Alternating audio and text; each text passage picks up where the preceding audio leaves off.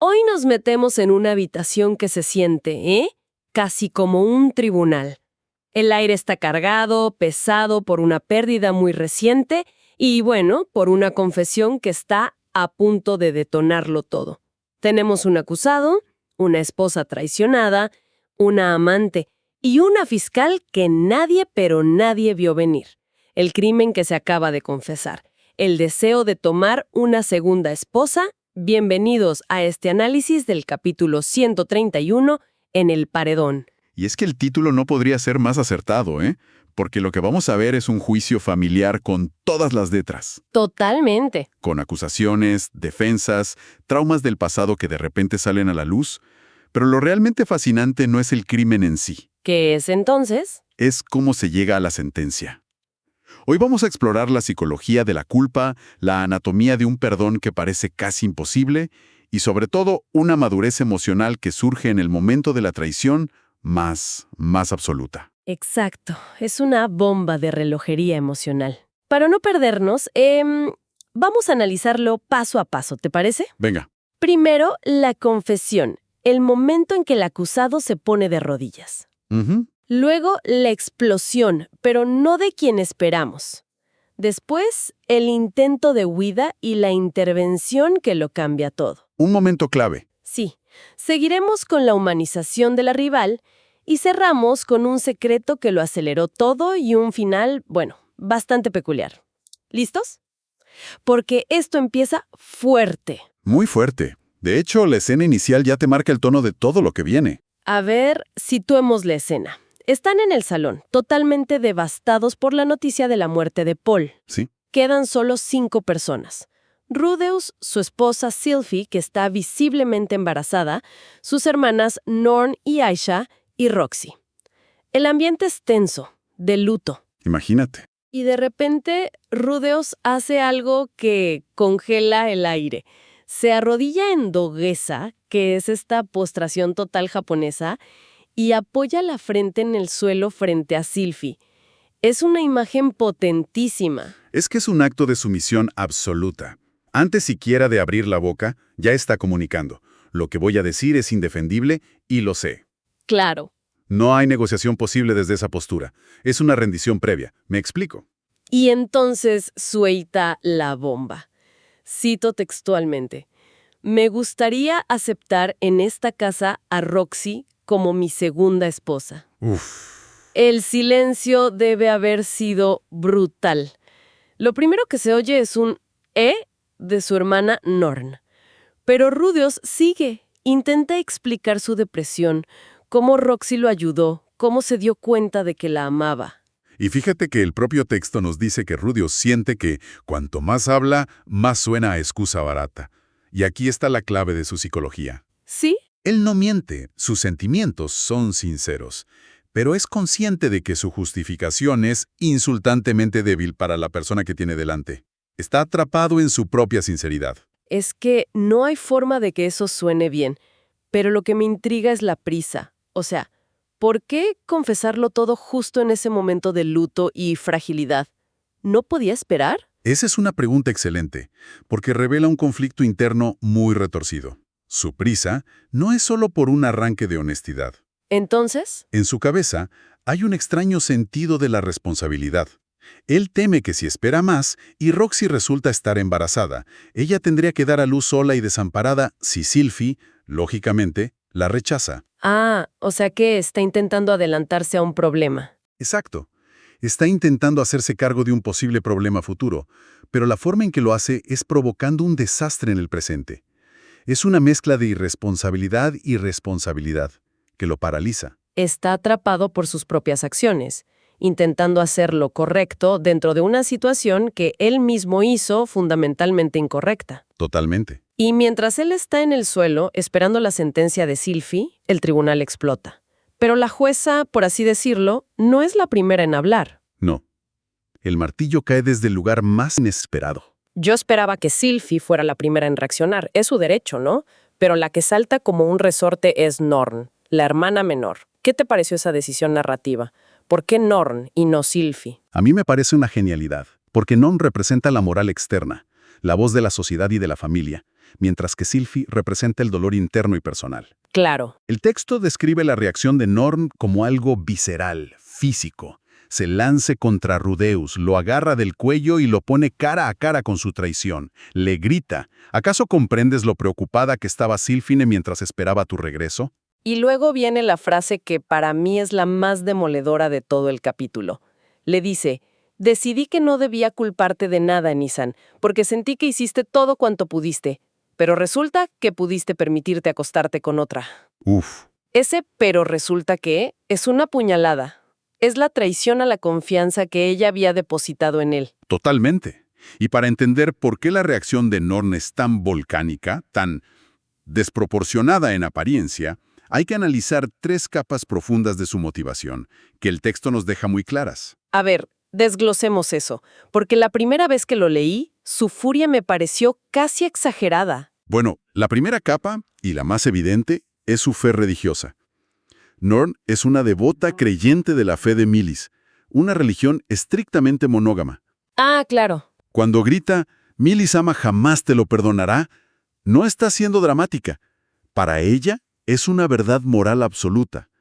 Su hermano está cometiendo un pecado capital. Punto. O sea, para ella no es una cuestión de sentimientos, es una cuestión de reglas divinas que se han roto. Exacto. La segunda capa es mucho más personal. El trauma paterno. Paul. Norn idolatraba a su padre, Paul. Y Paul cometió exactamente el mismo pecado al tener una relación con Lilia, la madre de Aisha. Cierto, se me había olvidado eso. Para Norn, ver a su hermano mayor, a su héroe, repitiendo el error que fracturó a su familia original, es insoportable.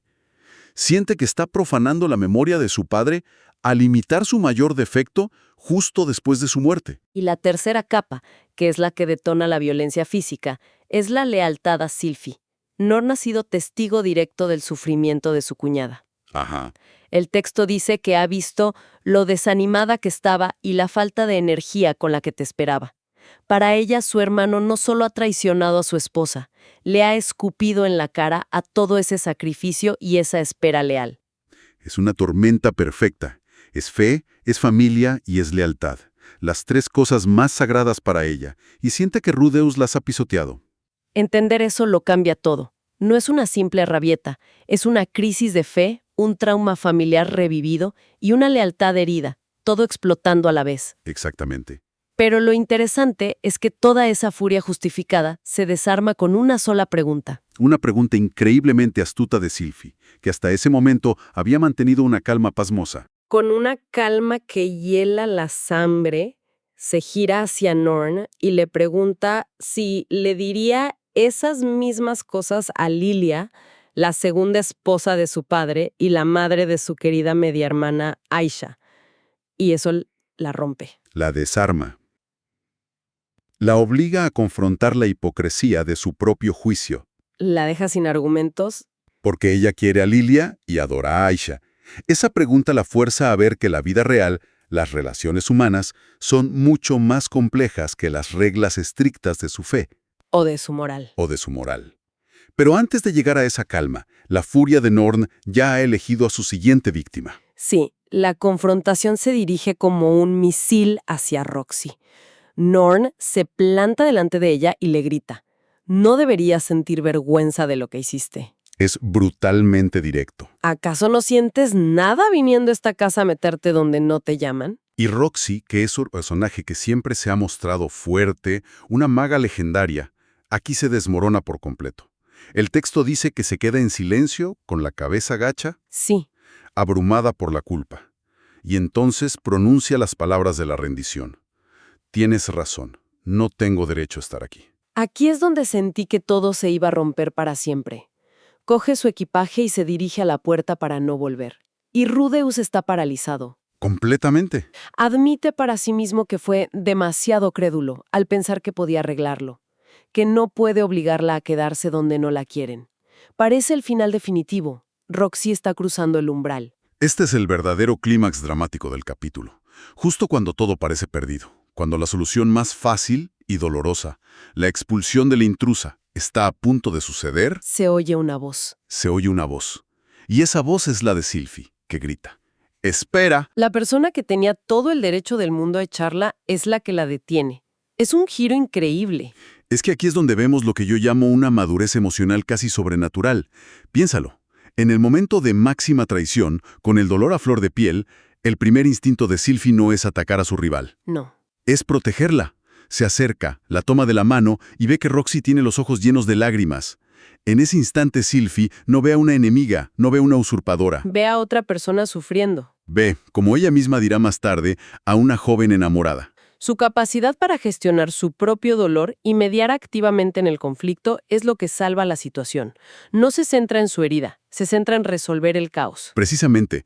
Y esa mediación nos lleva directamente al sofá, a la conversación que es el verdadero corazón de este capítulo. Sylvie sienta a Roxy a su lado y en un gesto casi maternal le quita el sombrero. Es un gesto de desarme, de ternura, y ahí le revela su verdadero miedo, la raíz de sus celos. A ver, explícame la psicología aquí, porque perdonar algo así de rápido parece sobrehumano. Es que la aceptación de Sylvie no viene de la resignación o de una falta de amor propio. Viene de un momento de empatía radical y de una revelación. ¿Una revelación? Sí, ella lo explica con una honestidad brutal. Le confiesa a Roxy que siempre sintió celos, pero no de ella como persona, sino de la idea de ella que Rudeus había construido. Cito la frase exacta porque es brillante. Siempre pensé que Roxy Migurdia era una maga increíble con la que no podía ni compararme. Ajá. Pero cuando te he visto hoy por fin, he podido comprender que eras una chica normal que estaba enamorada de Ludi, como yo, y con eso mis celos desaparecieron. ¿Te das cuenta de lo poderoso que es eso? El monstruo de los celos de Sylvie no era una persona real. Era un fantasma, una deidad inalcanzable creada por las historias y la admiración de Rudeus. Era una competencia contra un ideal. Y eso es una batalla que siempre se pierde. Claro, ¿cómo compites contra una leyenda? Imposible. Pero al ver a la Roxy real, vulnerable, nerviosa, llorando, llena de vergüenza, esa amenaza mítica se desvanece. El pedestal se rompe, La diosa se vuelve humana. se convierte en una chica normal. Y en ese momento, la rivalidad se transforma en una experiencia compartida. Sylvie puede conectar con ella de igual a igual desde la empatía, porque ve su propio reflejo en ella. Ya no es una competencia, es una solidaridad inesperada. Es una resolución increíblemente madura. Una vez que la amenaza se vuelve humana, el miedo desaparece. ¿Sí? Y con la bendición de Sylvie, parece que el resto de las piezas empiezan a encajar, aunque el capítulo todavía guarda una sorpresa más, ¿eh? Sí, cuando empiezan a planificar cómo va a funcionar esta nueva y extraña dinámica familiar, Roxy admite algo que lo cambia todo.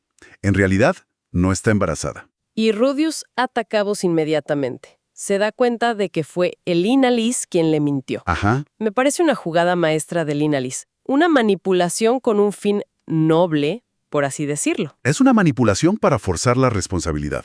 El Inalis sabía que si le daba a Rudeus una salida fácil, la tomaría. Al crear la crisis del embarazo, lo obligó a enfrentar las consecuencias de sus actos de inmediato, sin escapatoria. Lo forzó a tener esta conversación imposible. Correcto.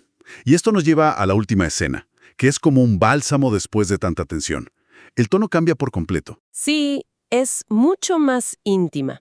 Rudeus y Sylvie están solos en su habitación, en la cama.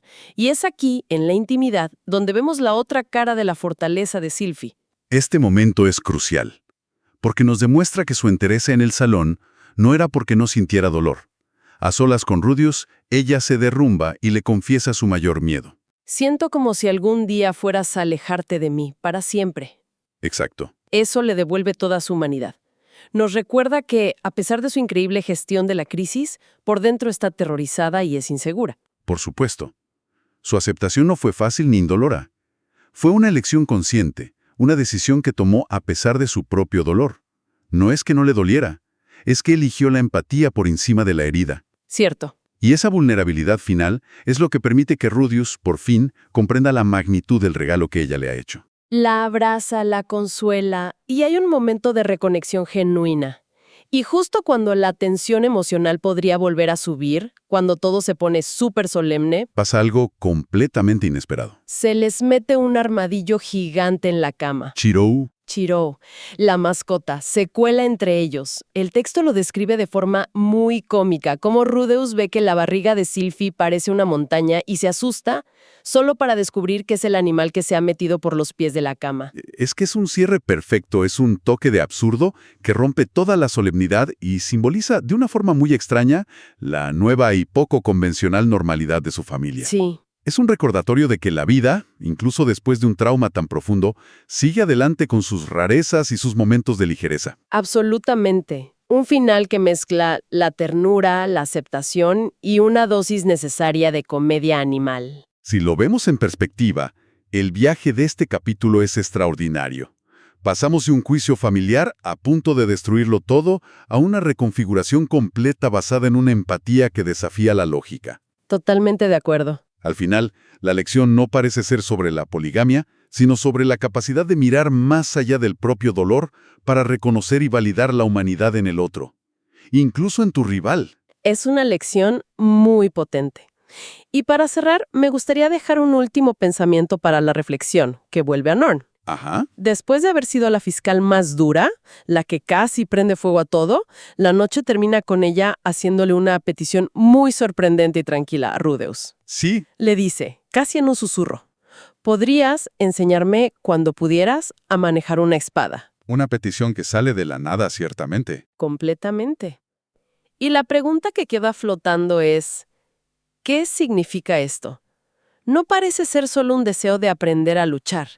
Es su manera de procesar la impotencia que sintió durante todo el conflicto, un intento de encontrar su propia fuerza para proteger lo que ama.